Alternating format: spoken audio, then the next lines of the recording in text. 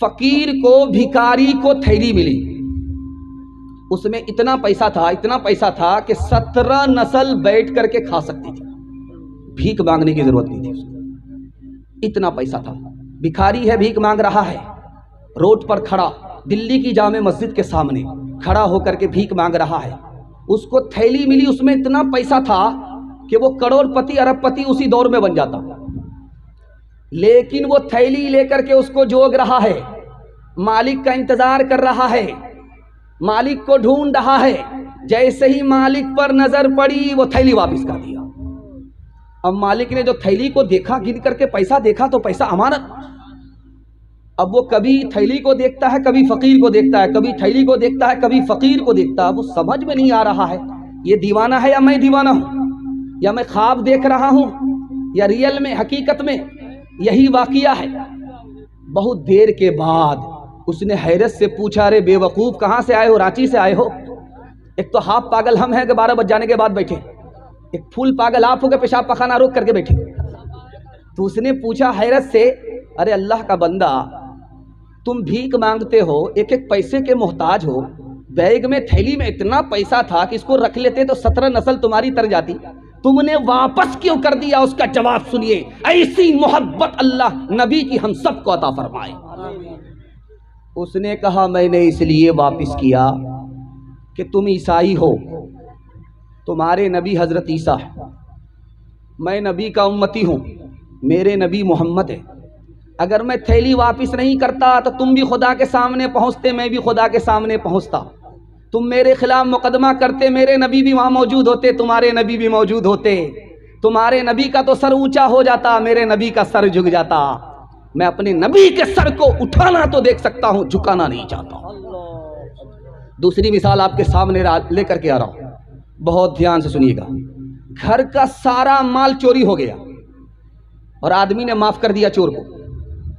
لوگوں نے کہا کہ اس کا تو ہاتھ کاٹنا چاہیے، اس کو تو جیل میں ڈالنا چاہیے، اس کو تو پھانسی پر چڑھانا چاہیے، زندگی بھر کا کمایا ہوا پیسہ اس نے لوٹ لیا، لیکن گھر کے مالک نے معاف کر دیا۔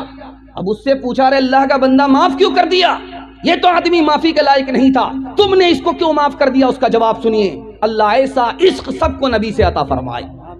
اس نے کہا کہ میں نے اس لیے معاف کر دیا، اگر میں معاف نہیں کرتا تو اس کا جھگڑا میرا جھگڑا خدا کی عدالت میں پیش ہوتا، اور جتنی دیر جھگڑا حل نہیں ہوتا اتنی دیر ہمارے نبی کو جنت سے باہر کھڑا رہنا پڑتا۔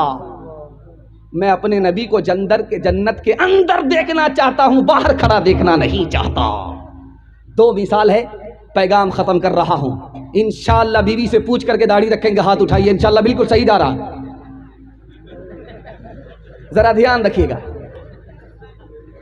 قبولیت کی گھڑی ہے، اب دعا ہونے والی ہے، دعا کیجیے اللہ ہم سب کی دعا کو قبول فرمائے اور جلسے کو اللہ قبول فرمائے، مدرسے کو اللہ اپنے خزانے غیب سے چلائے اور اس کی ضرورت کو پوری فرمائے۔ دھیان سے سنیے گا۔ رات کے سناٹے میں شاہ عبد القادر جیلانی رحمت اللہ علیہ دعا کر رہے ہیں، میرے پروردگار میرا حساب لینا تو مجھے اندھا کھڑا کرنا۔ شاگرد جو سن رہا تھا اس نے کہا حضور سب لوگ خدا کے سامنے اس کے دیدار کے لیے آنکھ کی دعا کرتے ہیں، بینائی کی دعا کرتے ہیں، اور آپ دعا کرتے ہیں کہ میرے پروردگار حساب لینا تو مجھے اندھا کھڑا کرنا، بات کیا ہے؟ علامہ اقبال نے کہا میرے پروردگار میرا چادر کے نیچے حساب لینا، سب کے سامنے حساب مت لینا۔ شاگرد نے پوچھا کہ بات کیا ہے؟ سب کے سامنے حساب دینے سے آپ کو ڈر کیوں لگتا ہے؟ کہا کہ جب ہمارے نبی وہاں سامنے کھڑے ہوں گے، نبی ہم کو دیکھیں گے، ہمارا گناہ لکھا جائے گا، پکارا جائے گا تو ہمارے نبی کا سر جھک جائے گا۔ اے میرے پروردگار اس لیے مجھے اندھا کھڑا کر دینا تاکہ میں اپنے نبی کو شرمندہ نہ دیکھوں۔ ابھی حالت کیا ہے سن کر کے آپ کو حیرت ہوگی۔ بچہ پیدا ہوا، ختنہ کرنے کا وقت آیا تب نبی یاد آتے ہیں، بیٹا جوان ہوا، نکاح کرنے کے وقت میں نبی یاد آتے ہیں، بستی میں جنازہ اٹھا، دفن کرنے کے وقت میں نبی یاد آتے ہیں، اس کے بعد زندگی بھر کے لیے اپنے نبی کو بھول جاتے ہیں۔ 3 وقت میں نبی یاد آتے ہیں، اب اس سے بڑھ کر کے مطالعہ آپ کی خدمت میں لے کر کے آ رہا ہوں.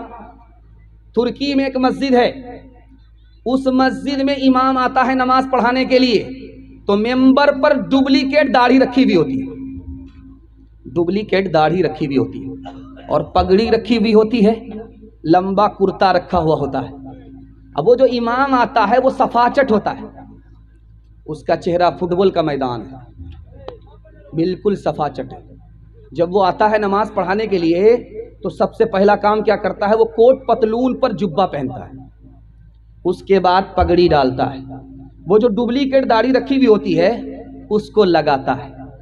اب یہ ڈپلیکیٹ امام نماز پڑھا رہا ہے, مقتدی کی نماز کا کیا حال ہوگا؟ نبی کی سنت کا تماشا ہم کریں گے, اللہ پوری دنیا میں ہماری آبرو کا تماشا کر دے گا. انشاءاللہ نبی کا نام آگے ہوگا, کام پیچھے ہوگا, ہاتھ اٹھائیے. خیر ماشاءاللہ, جب اسٹیج کے لوگ پھسل رہے ہیں تو نیچے کے لوگ اگر پھسل جائیں تو کوئی بات نہیں ہے.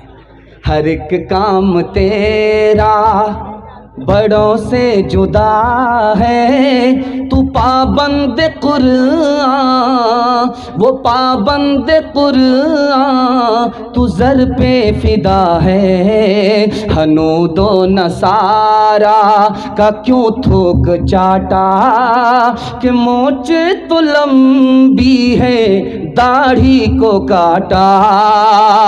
محمد نے محشر میں جو پوچھ ڈالا, بتائب سنت میں کیا تو نے پایا, بتائب سنت میں کیا تو نے پایا.